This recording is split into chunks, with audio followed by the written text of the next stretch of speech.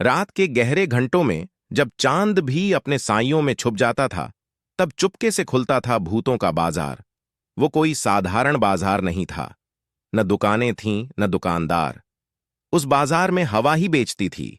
हवा जो अपने झोंकों में कहानियां लिए होती थीं, भूतों और इंसानों की जिंदगी की दास्तानें। अर्जुन को इस बाजार के बारे में उसकी दादी ने बताया था। एक बूढ़ी औरत जो जमाने के रहस्यों पर पर्दा उठाती थी।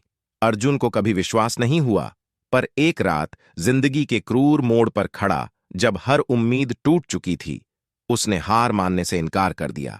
दादी की बातें याद आईं। वो जानता था, अगर कुछ पाना है तो उसे भूतों के बाजार जाना होगा। पूर्णमासी की रात वो पुराने कब्रिस्तान के पास पहुंचा।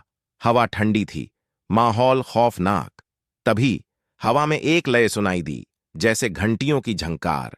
कुछ छायाएं इधर उधर मंद मंद हरकत करने लगीं। अर्जुन को डर लगा, पर तब वो पीछे नहीं हट सका।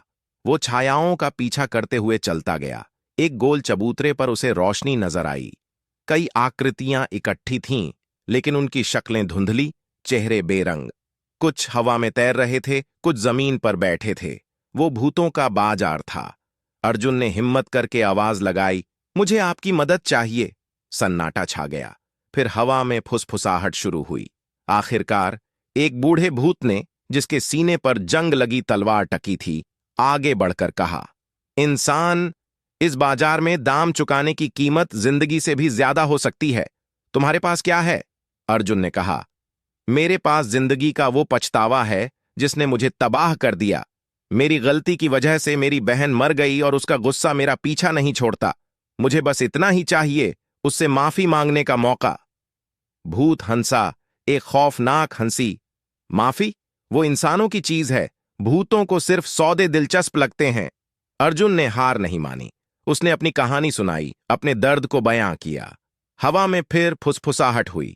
भूतों के बीच बहस छिड़ गई। आखिरकार जंग लगी तलवार वाला भूत बोला, ठीक है, तुम्हें मौका देंगे, पर तुम्हें एक रात उसी चबूतरे पर अकेले बितानी होगी, सुबह सूरज निकलने से पहले। अगर तुम्हारे आसपास हवा नहीं बहेगी तो तुम हमारा हो जाओगे। अर्जुन मान गया। वो रात अंधेरी थी, डरावनी थी। भूतों की कहानियां हवा में तैरती रहती थीं। अर्जुन की सांसें उखड़ रही थीं, पर वो अपनी बहन को सोचकर हिम्मत जुटाता रहा। उसने माफी मांगी, बार बार आंसू बहाकर।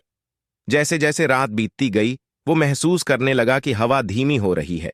सुबह की पहली किरण आने से पहले ही हवा लगभग रुक गई थी। उसी वक्त एक हल्की हवा का झोंका आया। उसके कानों में फुसफुसाया, तेरी बहन ने माफ कर दिया है, याद रख।